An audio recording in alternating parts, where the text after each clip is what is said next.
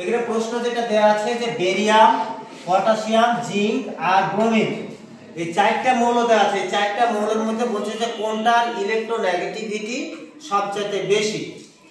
তো আমরা এর পূর্বে যে ক্লাসগুলো নিয়েছি সেখানে পর্যায় সারণীতে আমরা বলেছিলাম যে পর্যায় সারণীর একই পর্যায়ে, পর্যায় কিন্তু একই হতে হবে, একই পর্যায়ে যতই বাম দিক থেকে ডান দিকে যাওয়া যায় ততই ইলেকট্রন সংখ্যা ও প্রোটন সংখ্যা বৃদ্ধি পায়। ফলে তাদের মধ্যে একটা আকর্ষণ শক্তি কি হয়, বৃদ্ধি পায়। আর আকর্ষণ শক্তি যত বৃদ্ধি পাবে তত আকারে সেটা কমে যাবে বা হ্রাস পাবে। আর একই গ্রুপে, ওটা কিন্তু গ্রুপের ক্ষেত্রে, একই গ্রুপের যতই উপর দিক থেকে নিচের দিকে যাওয়া যায় ততই একটা করে স্তর যুক্ত হয়। এই একটা করে স্তর যুক্ত হওয়ার কারণে আকার কি হয়, বৃদ্ধি পায়। তাহলে এই আকারের সাথে আবার তিনটা জিনিস, তিনটা বিষয় আকারের সাথে কম বেশি হয়। সেই তিনটা কি কি? একটা হচ্ছে আয়নীকরণ শক্তি, একটা হচ্ছে ইলেকট্রন আসক্তি, আর আরেকটা হচ্ছে তড়িৎ ঋণাত্মকতা। এই তিনটা বিষয় এই আকারের কিন্তু বিপরীত, নাকি? তিনটা বিষয় আকারের বিপরীত। অর্থাৎ যদি আকার কম থাকে বা ছোট থাকে বা হ্রাস পেয়ে থাকে তাহলে আয়নীকরণ শক্তিও বৃদ্ধি পাবে, ইলেকট্রন আসক্তিও বৃদ্ধি পাবে, আবার তড়িৎ ঋণাত্মকতাও বৃদ্ধি পাবে। আর আকার যদি বড় হয় তাহলে ইলেকট্রন আসক্তিও কমবে, আয়নীকরণ শক্তিও কমবে, আর তড়িৎ ঋণাত্মকতাও কিন্তু কমবে। তাহলে তিনটাই কমবে আকার কি হলে, বড় হলে। মানে আকারের হচ্ছে এই তিনটা বিপরীত। এখন বেরিয়ামের ইলেকট্রন বিন্যাস করেছি, দেখো 1s2 ইলেকট্রন বিন্যাসের ক্লাস কিন্তু নিয়েছি ইতিপূর্বে। 1s2 2s2 2p6 3s2 3p6 3d10 4s2। যাই ইলেকট্রন বিন্যাস আমার তো বলে দিতে হচ্ছে না নতুন ভাবে, কারণ ইতিপূর্বে যেহেতু ইলেকট্রনিক কনফিগারেশনের একটা ক্লাস নিয়েছি সুন্দরভাবে। দেখো এই ইলেকট্রন বিন্যাস করে বেরিয়ামের অবস্থান জেনেছি পর্যায় সারণীতে। কয় নাম্বার পর্যায়ে দেখো তো? 6 নাম্বার পর্যায়ে। আর গ্রুপ কত? 2 নাম্বার গ্রুপ। এবারে পটাশিয়াম, পটাশিয়াম কয় নাম্বার পর্যায়ে আছে? 4 নাম্বার পর্যায়ে। আর গ্রুপ কত নাম্বার গ্রুপে আছে? 1 নাম্বার গ্রুপে। আবার জিঙ্ক কয় নাম্বার পর্যায়ে? 4 নাম্বার পর্যায়ে। আর গ্রুপ কত? 12। এই গ্রুপ বা পর্যায় কত নম্বর পর্যায়ে কত নম্বর গ্রুপে সেটারও কিন্তু একটা ক্লাস নেওয়া ছিল। দেখো এখানে 2 + 10 কারণ কি, যে এই শেষের দিকে যদি s অরবিটাল থাকে তাহলে s অরবিটালের ইলেকট্রন সংখ্যার সাথে 10 যোগ করতে হবে। ইলেকট্রন সংখ্যা কত? 2, ওর সাথে 10 যোগ করে 12। আচ্ছা এরপরে ব্রোমিনের দেখো 35 পর্যায়, কয় নম্বর পর্যায়? 4 নাম্বার। আর গ্রুপ কত? 17। কিভাবে 17 হলো? এই যে 7 s এবং p অরবিটাল যদি পাশাপাশি থাকে তাহলে তাদের ইলেকট্রন সংখ্যার সাথে কত যোগ করতে হয়? 10 যোগ করতে হয়। তাহলে 2 আর 5 ইলেকট্রন সংখ্যা এখানে 7, আর এর সাথে আবার কত যোগ করেছি? 10 মিলে মোট 17। তাহলে গ্রুপ নাম্বার 17। এখন খেয়াল করো, আমি আরেকটা কথা বলেছি, দেখো এই দিকে এবার, এই দিকে দেখো আমরা জানি একই পর্যায়ে যতই বাম দিক থেকে ডান দিকে যাওয়া যায় ততই ইলেকট্রন সংখ্যা বা প্রোটন সংখ্যা বৃদ্ধির কারণে, লেখাগুলো কি ক্লিয়ার ভাবে দেখা যাচ্ছে? ভালোভাবে দেখতে পাচ্ছ তো নাকি? আচ্ছা দেখো, ততই আকর্ষণ শক্তি কি হবে? বৃদ্ধি পাবে। বৃদ্ধি পেলে পরমাণুর আকারটা কি হবে? আকর্ষণ শক্তি কেন্দ্রের সাথে মানে নিউক্লিয়াসের সাথে বিভিন্ন কক্ষপথে যে ইলেকট্রনগুলো ঘুরছে এদের আকর্ষণ শক্তি কেন্দ্রের সাথে যদি বৃদ্ধি পায় তাহলে কি হবে? আকারটা কমে আসবে বা হ্রাস পাবে। এখন যদি আকার কমে তাহলে কি হবে?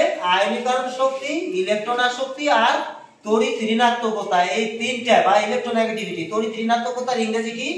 ইলেকট্রোনেগেটিভিটি। ওই যে প্রশ্নে দিয়েছিলাম এই ইলেকট্রোনেগেটিভিটি কোনটার বেশি, এগুলা কি হবে? কমবে। কখন কমবে? যদি পরমাণুর আকার কি হয়?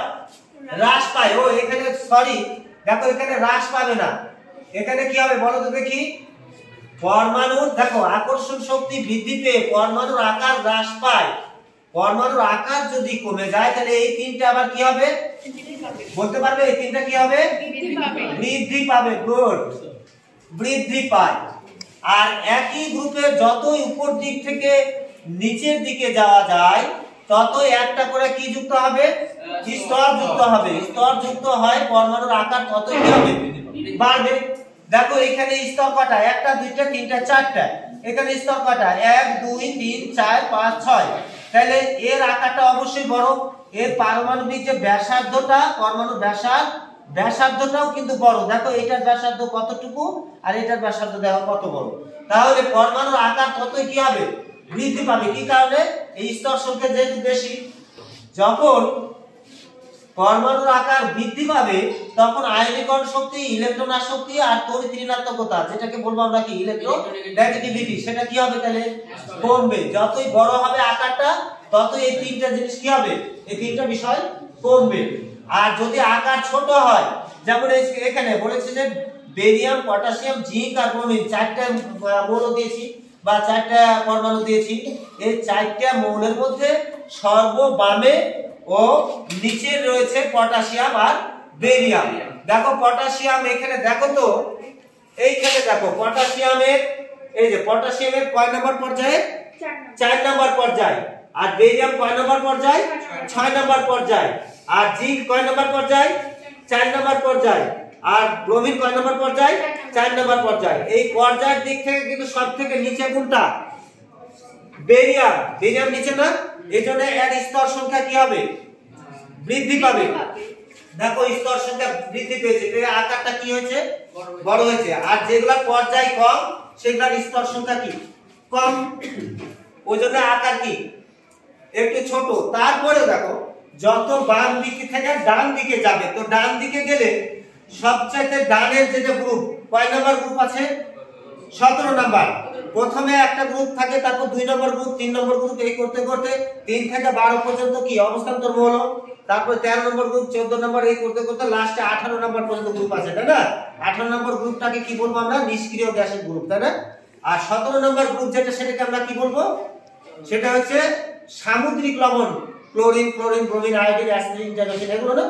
এখন দেখো শেষে পর্যায়ে যতই বাম থেকে ডানে যাবে কি হবে, আকারটা কমতে থাকবে। দেখো 17 নম্বর গ্রুপ শেষের দিকে যে গ্রুপ ডান দিকে, এই 17 নম্বর গ্রুপে এটা কয় নম্বর, এটা কয় নম্বর গ্রুপ বলো তো দেখি, 12 নম্বর গ্রুপ।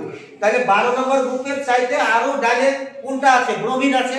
এজন্য ব্রোমিনের আকারটা কি সবচেয়ে ছোট, এই ব্রোমিনের আকারটা সবচেয়ে ছোট। তাহলে এর ইলেকট্রোনেগেটিভিটিটা কি হবে, সবচেয়ে বেশি হবে। তাহলে যার আকার সবচেয়ে ছোট তার আয়নীকরণ শক্তিও বেশি, ইলেকট্রন আসক্তিও বেশি, আর তড়িৎ ঋণাত্মকতার মানও বেশি। তাহলে চিত্র অনুসারে দেখতে পাচ্ছ এটার আকার সবচেয়ে বড়, এজন্য এর তড়িৎ ঋণাত্মকতা সবচেয়ে কম। আর এর আকার সবচেয়ে কি ছোট, যেহেতু এই 17 নম্বর গ্রুপে আছে, একবার সব ডানে, এজন্য এর আকার সবচেয়ে ছোট বলে এর তড়িৎ ঋণাত্মকতা বা ইলেকট্রোনেগেটিভিটি সবচাইতে কি হবে বেশি হবে, বেশি না? তাহলে ক্লিয়ার তো সবাই নাকি? ধন্যবাদ শিক্ষার্থীরা।